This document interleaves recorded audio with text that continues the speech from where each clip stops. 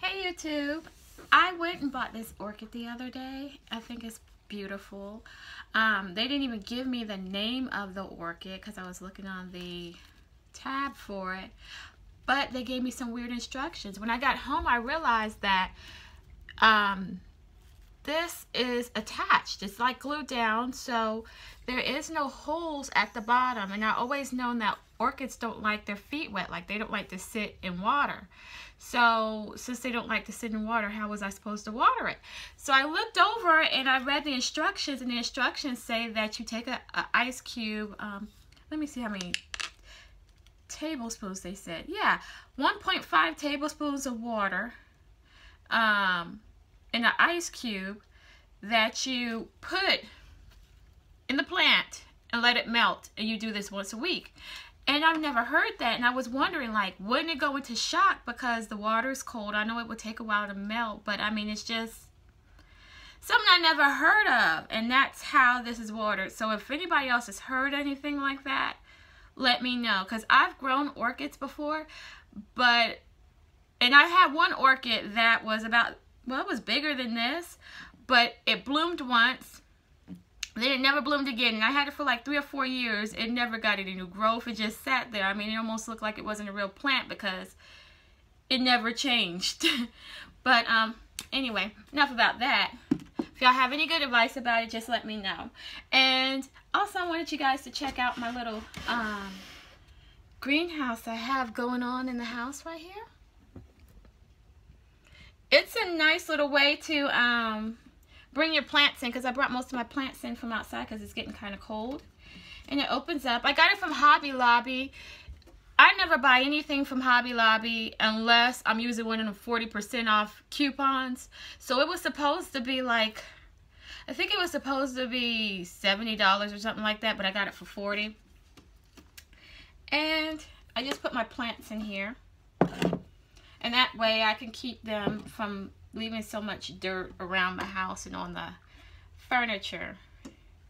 I actually ordered this jade plant from this lady. Cute little story about that. She had it with no rooting, no roots or anything, just a cutting for $1. So I was like, okay. And I saw the picture of this jade plant. I don't want to blast anybody's business or anything, disrespect anybody, but she had the jade plant, which was about that long, and she said she was selling it for $1. So I said, well, why not? I'll just grab it and I'll get its roots going. I'll keep it. I like jade plants.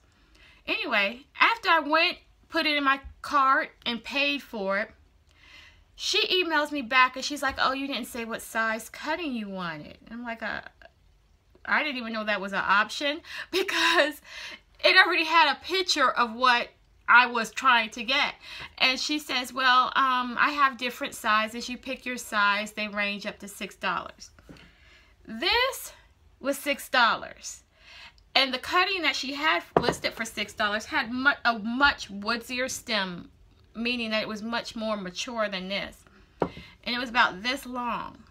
So I purchased that, and I just said, you know what?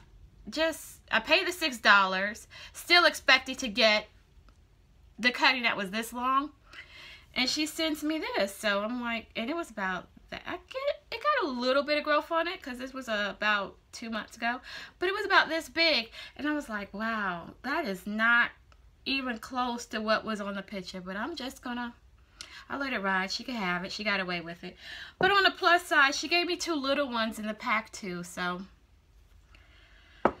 But I tell you, I love selling my stuff on Etsy. I love people who sell on Etsy. But I tell you, you really got to pay attention, because these people play too much.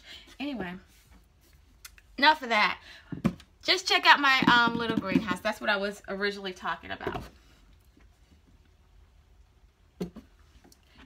And I also had some other cuttings that I bought from another seller.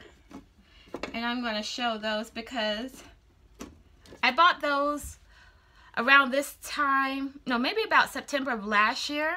It had a box full of cuttings. It was really nice. And the good thing about getting cuttings at at that time for me was that I can go through and bring them in the house and start them up. And since, you know, the winter's coming and I can't go outside and enjoy my plants like I want to, I can just put them on the windowsill and they'll take care of themselves. But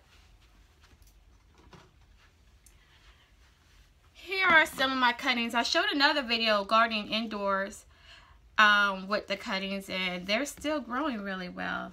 I have so many different kinds, and that was the cool thing about it, is getting a variety pack. And even some of the cuttings that I had last year, you know, I broke off a leaf and I started a new one myself. They're just reproducing like crazy.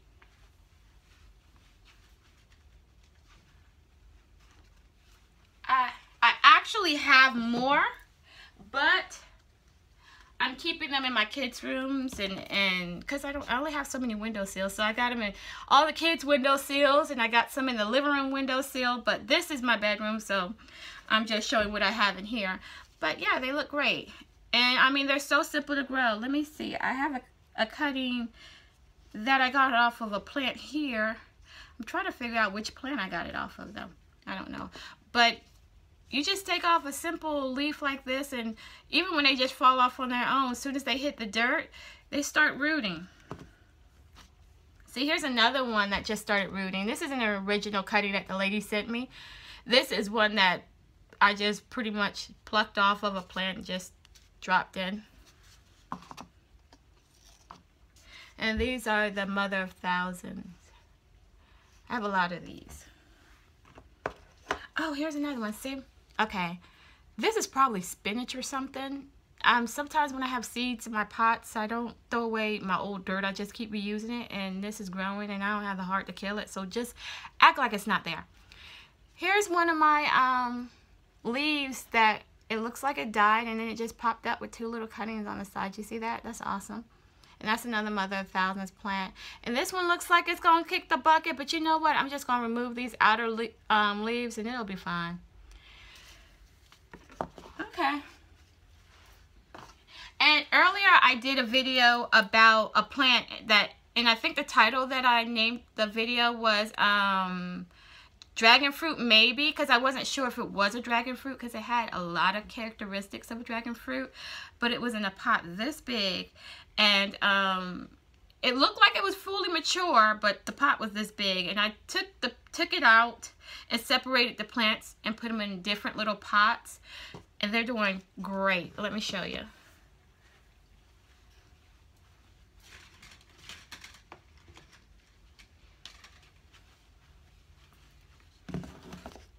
Okay, you can see all the new growth that's right here from this plant. I haven't had it for more than 3 months, and it's already just growing like crazy in here.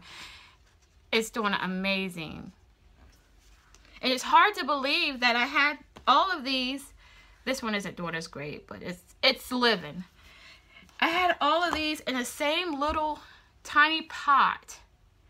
And you can even see, this definitely has to be a dragon fruit, because look at this. It's rooting right here so that it could start its own little cutting. So I think it is.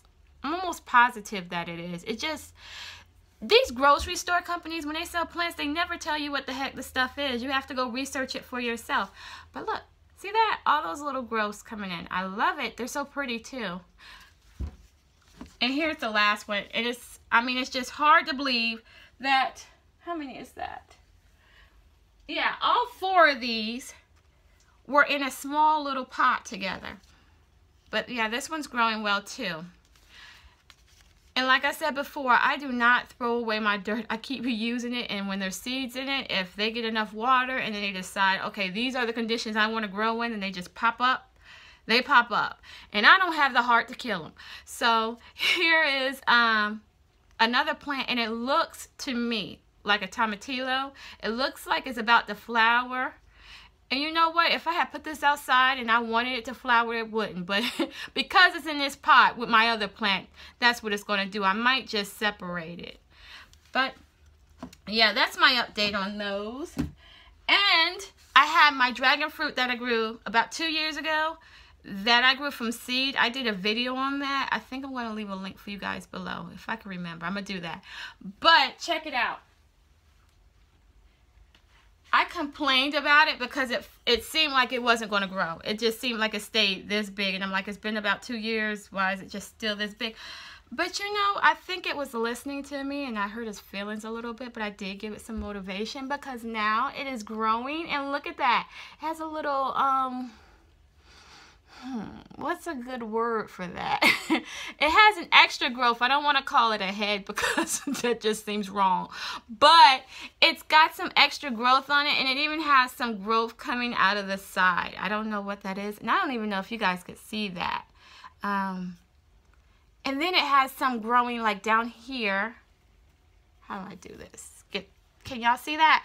It's growing in down here. So it looks like it's doing good, and I'm impressed. I mean, from seed for 2 years, it's not doing bad at all. And it looks like it's just ready to really take off. So watch that video. Grow one yourself. I just can't wait till it gets like that big. Really, I can't. And what else do I have over here? Let me see if I have anything else in the corner of my room. Hold on.